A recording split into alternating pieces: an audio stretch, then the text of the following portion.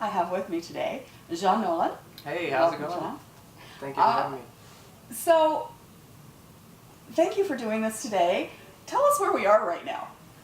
Well, we're at CSEC right now, which is one of the three major performance rights organizations here in Nashville, and they were kind enough to give us a room here during CRS week.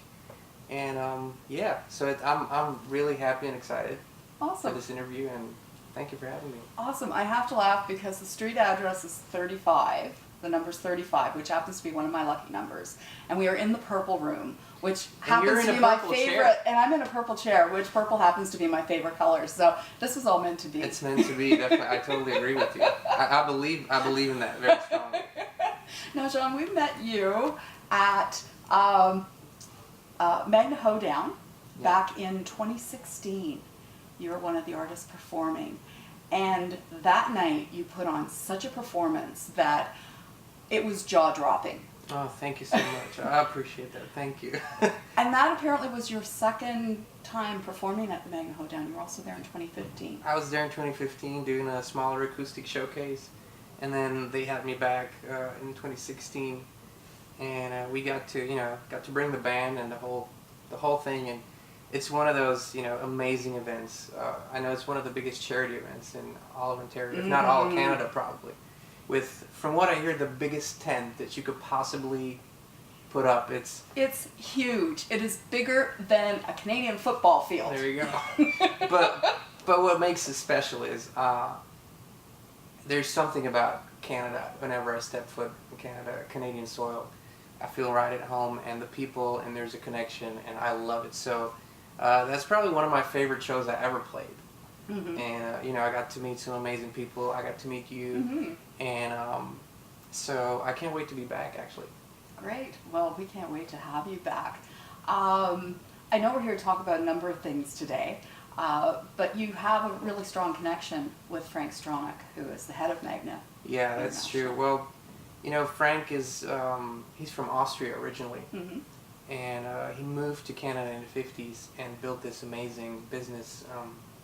This multi-billion corporation, and later in life, in his early 80s, he came back to Austria to start a political movement, or I'd rather call it a change movement. And he was different than everyone else. I really loved what he said and what his ideas were, and so I wrote a song for his campaign, and he liked it a lot. So, I got to meet him, and we became friends, and he loved the song. And so I went on tour with him, and for about a year we toured Austria. Wow. And it was an amazing experience, but just more than that, I got to know Frank as a person, and he's exactly the guy that you see and meet in public, which is very rare, actually, because, there's usually a public persona and there's the private man. But here you get what you see. And so that is one of my strong Canadian connections. And then I used to be a skier, an alpine skier, and we would travel to Canada every year. We would spend a lot of time in Alberta, a lot of time in British Columbia. And so I shouldn't say this too loud here in Nashville. I'm a Canadian at heart. Well, I love Nashville. I love the States, don't get me wrong, but just there's a special connection with Canada. I look at you as an honorary Canadian. Oh, thank you. That is where I met you, and you just have a Canadian vibe. I stepped at 15. That was my first time in Canada. I got out of the plane. It was minus 30. It was windy. It was snow. It was the most horrible conditions you could think of to visit a country for the first time. However, I got off that plane and I felt right at home. And so every time I go to Canada, I feel that way. Well, Austria gets snow, right? It does. It does. There's something. I live in Nashville now, so it was North America was meant to be for me. It's where I feel at home, and my family feels at home. My wife and kids feel at home. So it's like you said, number 35 and purple. It's the same here. It's just meant to be. Now, you've been down in Nashville since 2015. Yeah. Just going on 3 years this month, actually. Great. What was that deciding factor that, okay, I'm moving to Nashville, I want to pursue country music, and this is the place to do it? Well, I was a country music fan. I've been for all my life. It started with me watching, you remember Knight Rider, the show? Yes, yes. So when he went on a long drive, they would play country music in the background. And growing up in Austria, I didn't know what it was. I just knew that it made me feel something so deep inside. So I was just glued to the TV listening to that kind of music, and later on figuring out what it was, where it came from. And eventually I figured out, well, it's all recorded in Nashville. Most of it's written here, recorded here. It's where it all happens. And I had it in the back of my mind, Nashville, and then I wanted to be I was always on stage, and I was always on the slopes skiing, and I thought I was going to go to the Olympics, and I'd be in South Korea now, not here. But that didn't work out. I was injured a lot, and eventually I figured out it wasn't my path.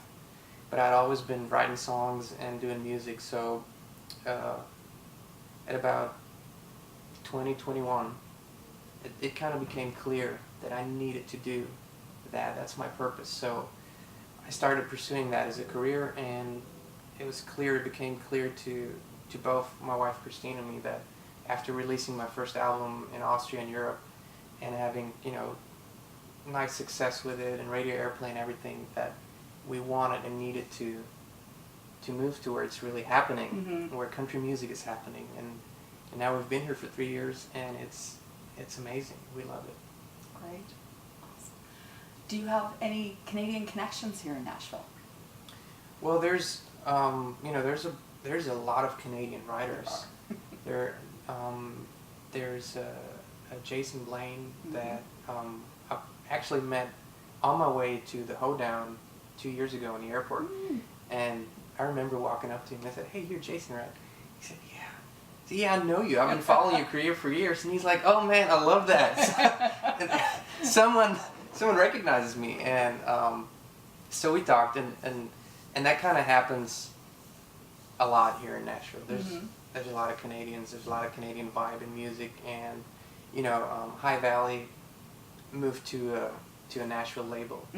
Yes. And they're Canadians, and some amazing Canadian artists come through here and stay here, and luckily make it big here. So so yeah, there's a lot of Canadians here. It's awesome. It's great for music. Well, the songwriting community alone, I mean, we've got Derek Rattan, Patricia Conroy, someone else I call an honorary Canadian, Phil Barton. I love Phil. Oh yeah.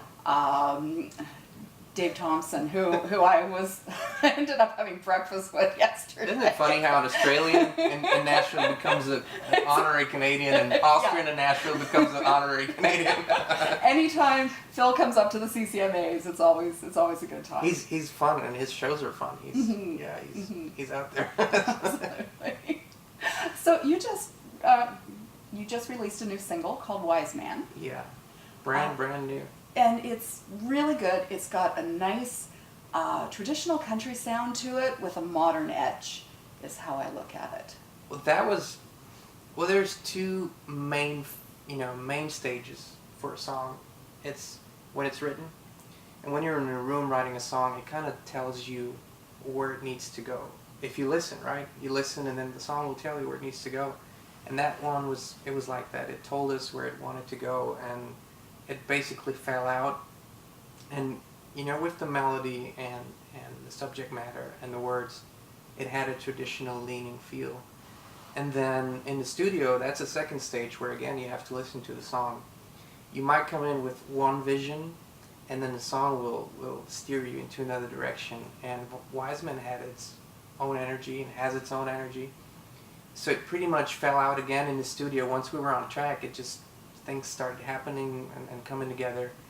And to me, it has almost a timeless feel in sound. And that's kind of the feedback that I've been getting is, well, this feels, I can't put it in a decade. That's what people say. I can't say it's 90s or 80s or 70s or now, but it has a timeless feel, and it was really about getting that atmospheric, eerie sound out with, and featuring the lyrics, really, because that song is lyric driven, and to me has that, kind of a universal message, that quest for wisdom. Mm-hmm. I think we live in a world of information and knowledge, and there's sometimes kind of a shortage of wisdom that, and I feel like that's what we're all looking for sometimes.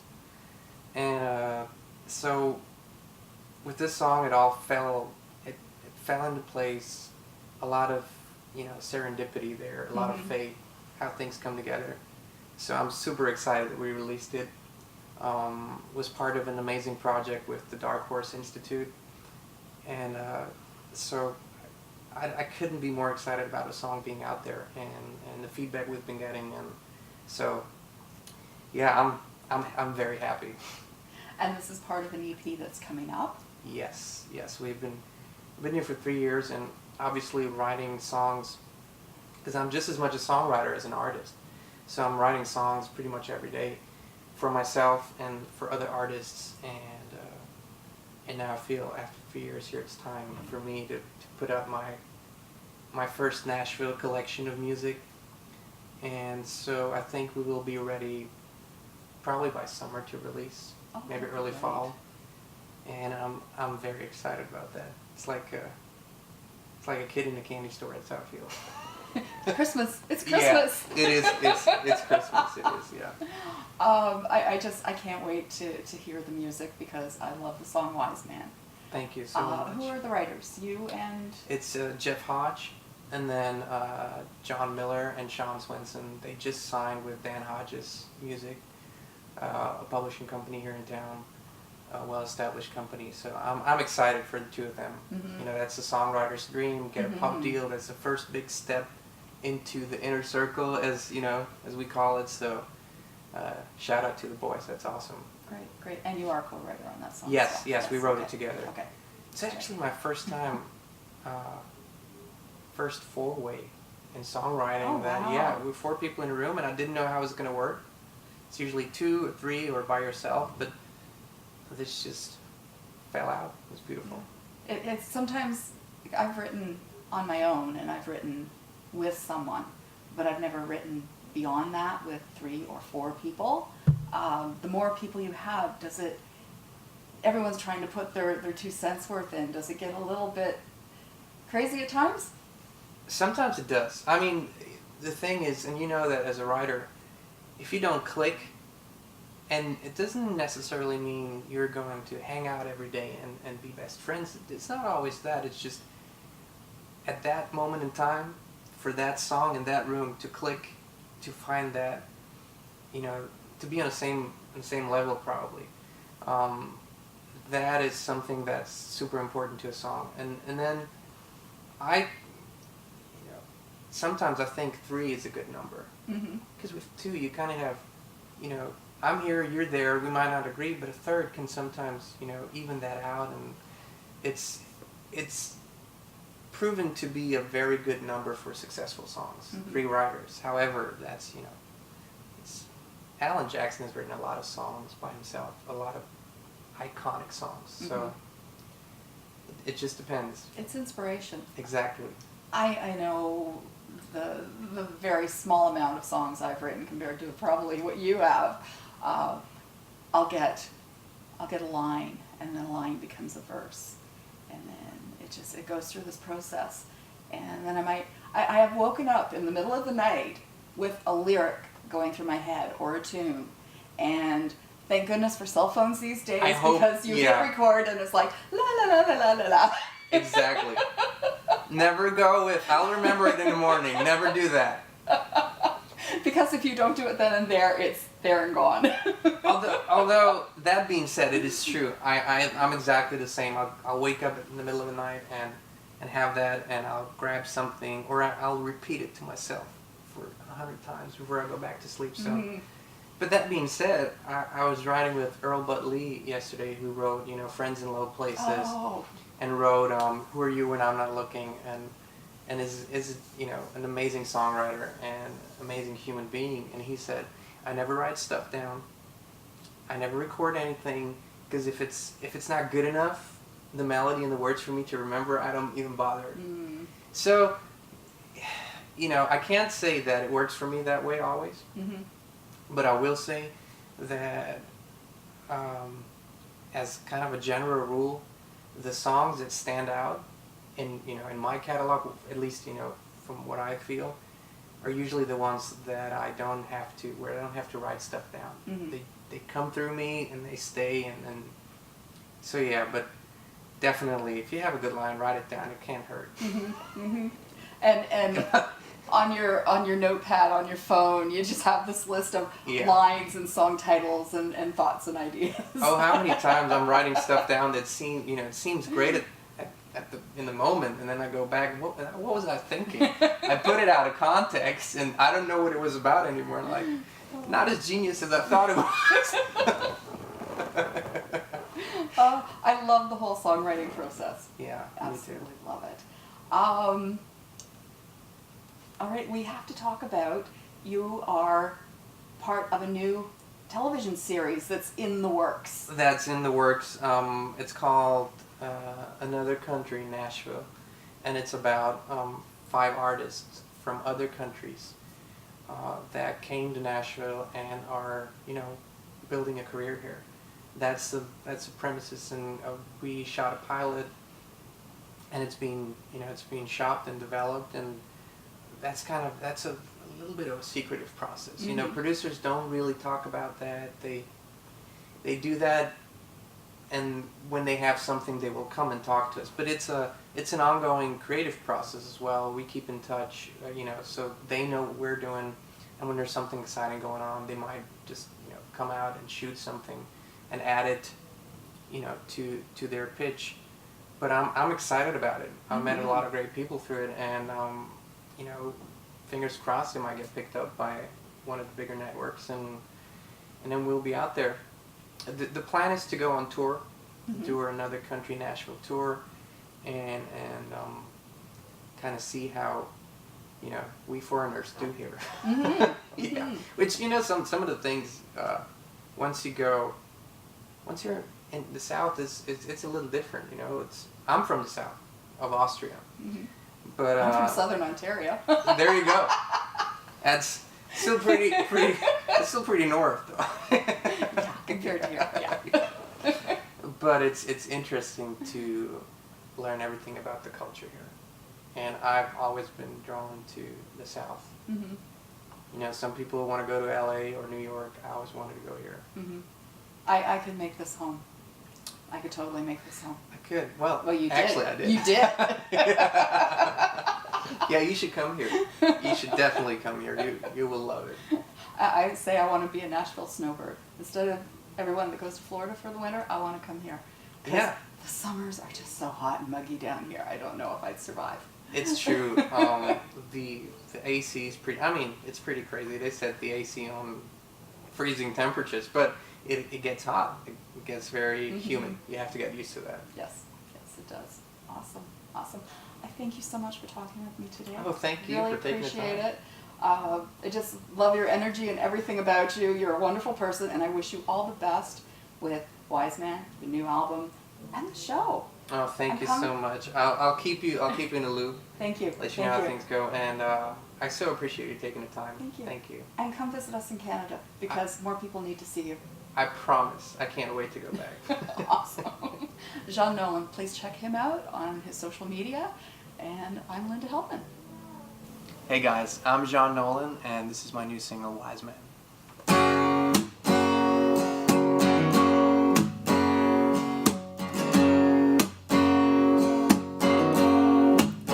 I've got questions, I need direction. I'm second guessing all these suggestions from all these voices saying what they want me to hear. I wanna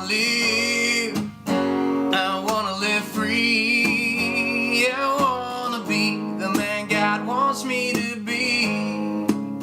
Oh, I need someone who can help me see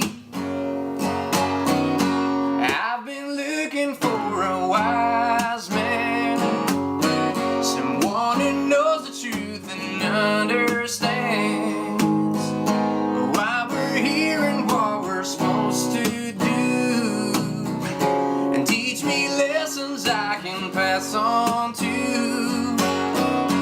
I've been looking for an old soul, someone who's been where I am now before. You show me how to live the best I can, so someday I can be a wise man. How will I know if she's the one? And what's the secret of staying young and having fun? Oh, I need someone to show me how it's done. I've been looking for a wise man, someone who knows the truth and understands why we're here and what we're supposed to do, and teach me lessons I can pass on to. I've been looking for an old soul, someone who's been where I am now before, to show me how to live the best I can, so someday I can be a wise man. To show me how to live the best I can, so someday I can be a wise man.